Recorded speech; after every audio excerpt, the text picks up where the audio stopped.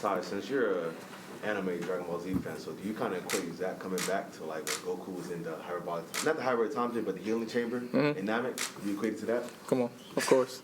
I knew what you were talking about right when you started going there. With the little, it's like the blue, like the blue liquid in there and everything. Yeah, come on now, I'm with you on that for sure. In layman's terms, what is it like to have Zach back?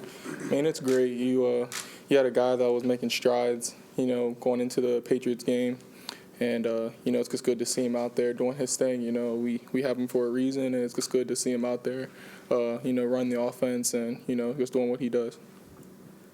How does the loss of Michael affect you guys in the running back and your roles? It's always rough, but, he was running that thing against Miami. He really was.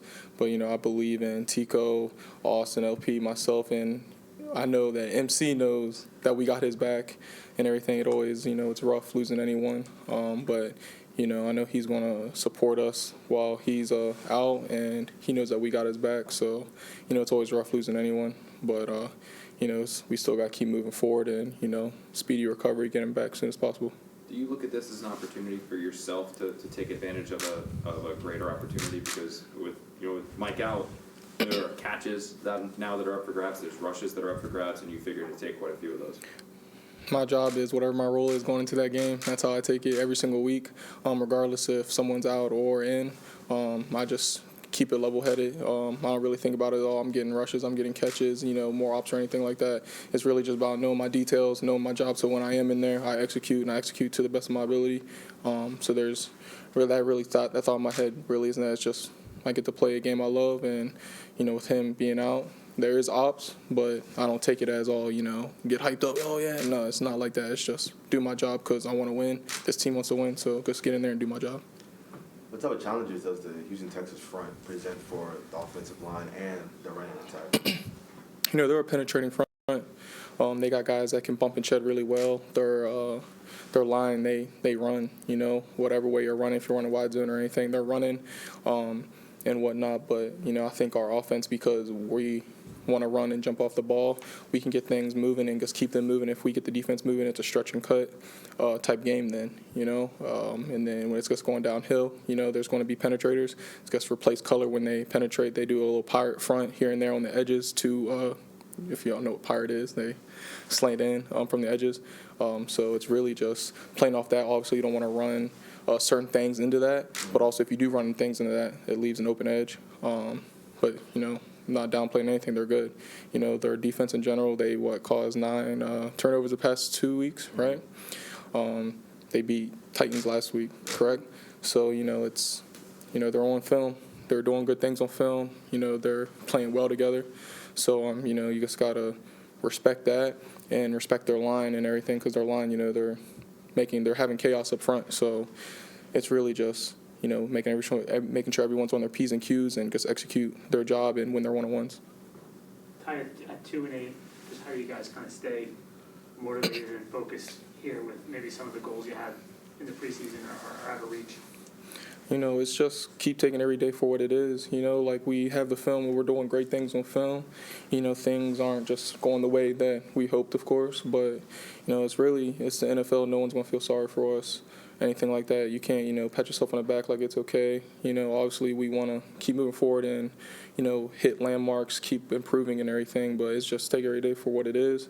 Come in every day, get better that day, get better the next day, Friday, Saturday. Play on Sunday, and obviously we want to come with a win. We think we can win, you know what I'm saying?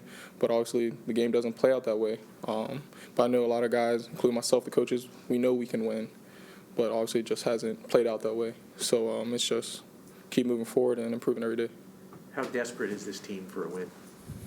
I wouldn't say desperate. I think every team wants to win, no matter if you're 8-0 or you have no wins at all. I think it's more of, we just got to do the right things at all times. We can't self-inflict ourselves with penalties on special teams, offense, defense, no substitution errors. Got to make sure everyone's on the same page at the same time.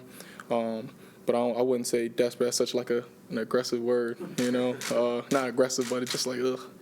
But it doesn't matter if you're, leading the conference or not, I think you're going to want to win no matter what every single week. No one plays to lose, so everyone wants to win. That's all I got for that one. Heading into Thanksgiving, what are you most thankful for this season? Just my life, you know what I'm saying? I'm not trying to get all religious, but Jesus Christ gave us one of the best gifts of all time, and that's the gift of life, no matter what path you may take that. So just thankful for, my life, thankful for the Jets for giving me opportunity last year, thankful for every single guy that I've gotten to build a relationship with. Thankful for my family, my girl, my pups. I got a new pup in the off season. So my St. Bernard Husky Cassius, he has a little golden retriever brother, Luigi, but he's already bigger than him. So, always thankful for that. But just thankful for every day. Get to wake up, play a kid's game for a lot of money. So always thankful for that. But it's a lot of good stuff, and I'm gonna be throwing down later tonight and tomorrow. So let y'all know that's what I do. So.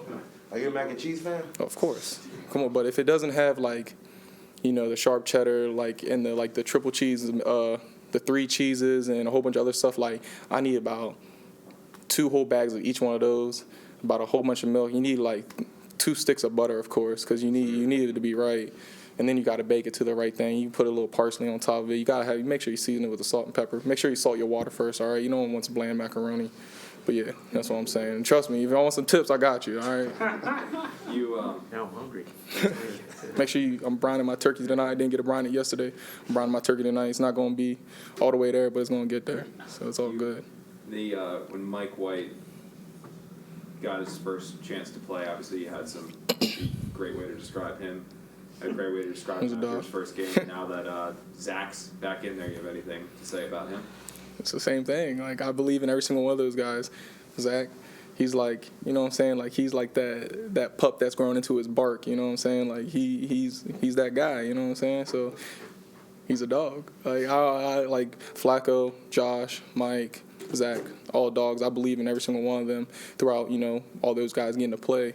So, you could say, I trust people, but trust people too easy. But those are my guys. I see them every single day, and I have 100% faith in them at all times, no matter what.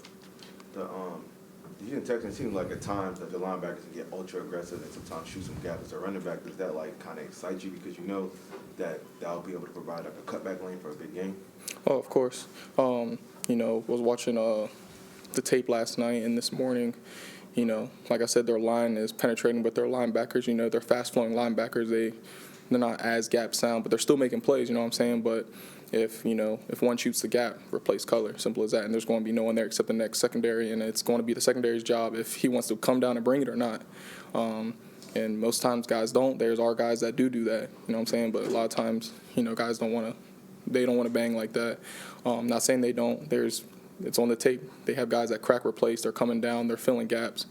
But when you have, the line that's, they're running side to side, they can bump and shed really well. And you have guys that can shoot gaps at certain times. It leaves them, weak in certain spots that leave lanes to run. So, it's just hopefully it happens in the right play, the right situation, because they do get home on it. You know what I'm saying? They are, shooting gaps and they're getting, tackles for loss and whatnot. But they're also getting, some runs that are explosives, et cetera. So, it goes how it plays out.